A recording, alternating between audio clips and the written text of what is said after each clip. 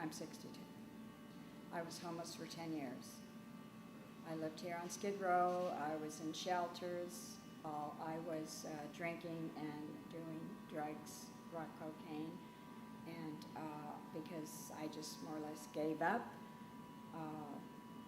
So me and my fiance would just hang out here and drink and, spend most of our money. We'd get a room and we'd do drugs, drink, eat, if we felt like it, but at that time I didn't want to eat.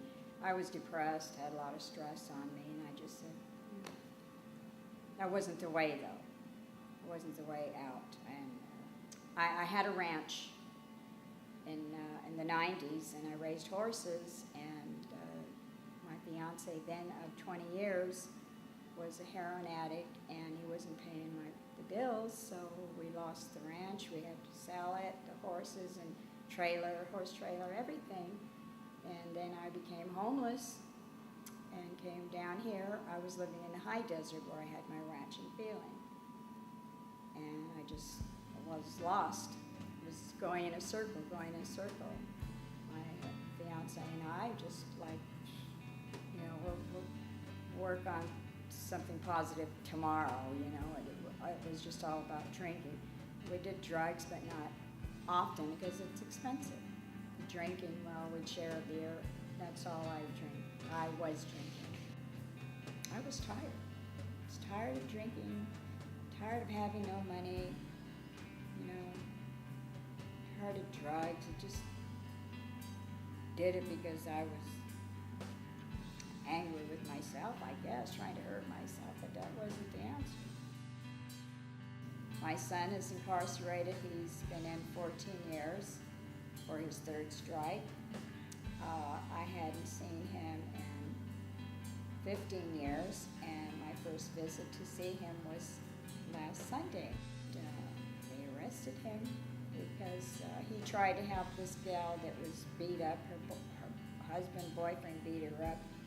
But see, the boyfriend is the one that got my son in trouble and lied and set him up.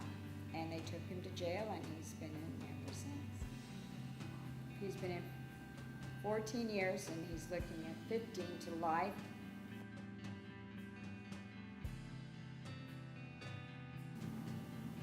It's been like this since I was a little baby. I was born down 8th and San Pedro, and it's gotten worse. Yes, there's a lot of veterans out here too.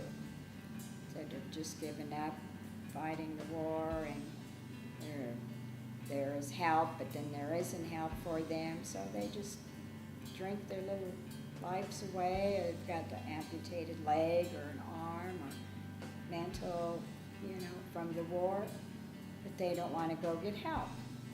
They rather sit here. There are people that have apartments that come down here to party with the homeless. Then they go back home. Yeah.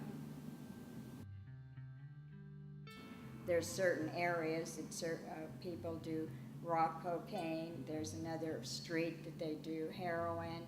There's another street that do other drugs. They all have their streets where and it's in the open, and it's scary. I did it one time in the street, and I what am I doing? I didn't care, or I was drawn, and I'm like, oh my Lord, what am I doing out here? Jesus. Here, you don't have to go hungry. You don't have to live in a box or in a tent. Everything is here. You just have to look for it.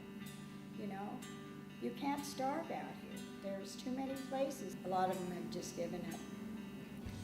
They're just lost souls. I pray for them in passing when I pass them. Nobody's ever really tried to hurt me. I've had a few things thrown at me, a fruit or an empty bottle of water, but I don't look back. I just keep going. You have to, because I could fight back, yes, but what good would it do? You try to have them. I've tried to help them, but some people, I brought them shoes that I see they're barefoot, they throw them at me, but that's okay, you know. Their little feet are just so crusty, they look like they have boots on, but that's what they're used to, and you know. It's sad, but I can't feel sorry for them, because they know what they're doing, you know, because they don't want to take orders, you know, and that's okay, I guess. I thank God that I don't do drugs and drink anymore. I feel so much better. I feel clean. I have peace. I really do. You know, I try to block out what's going around me and focus on the Lord. It's hard to do, but I try very hard. You know, and I get by. You know, there are miracles. I know, because look what God has done for me.